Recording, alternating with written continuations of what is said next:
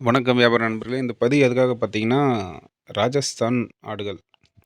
இது பெரும்பாலும் பார்த்தீங்கன்னா, தமிழ்நாடு போன்ற இடங்களுக்கு தான் அந்த கறியா யூஸ் பண்ணுறதுக்காக அங்கேருந்து எடுத்துட்டு வராங்க.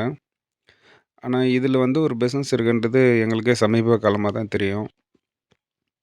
ஏன்னா, நம்ம தமிழ்நாட்டிலேருந்து அங்க லாரி லாரியா எடுத்துட்டு வந்து சேல் பண்ணிட்டுருக்காங்க. நம்ம தமிழ்நாட்டில ஒரு 700லேருந்து ரூ. 1000க்குள்ள வந்து சென்னையில வந்து கறி வந்து சேல் பண்ணிட்டுருக்காங்க, ஆட்டுக்கறி. ஆனா, அங்க பார்த்தீங்கன்னா, கிலோ ஒரு ரூ. 350லேருந்து ரூ. 400 குடுக்குறாங்க. இங்க ஒரு கணிசமான தொகை தான் உங்களுக்கு நிக்கும்னு நெனைக்கிறேன்.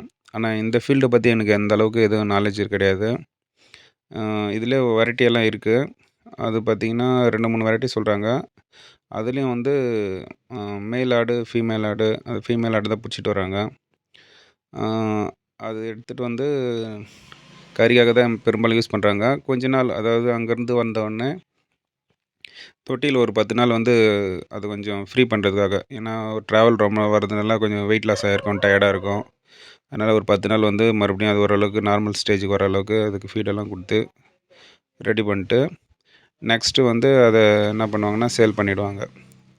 ஸோ, இதுக்கும் சமீப காலமா தான் இது ஒரு அனலைஸ் பண்ணிட்டுருக்கோம். இந்த வாட்டி இதுக்காக ஒரு வாட்டி போலான்னு இருக்கோம். இன்னும் ஒரு 10 நாள் கழிச்சு கிளம்ப போறோம். ஸோ, அதுக்கப்புறம் அந்த பதிவு போடுறேன். இப்போ முன்கூட்டியே ஒரு பதிவு சும்மா ஒரு என்ட்ரிக்காக போட்டு வச்சுருக்கேன்.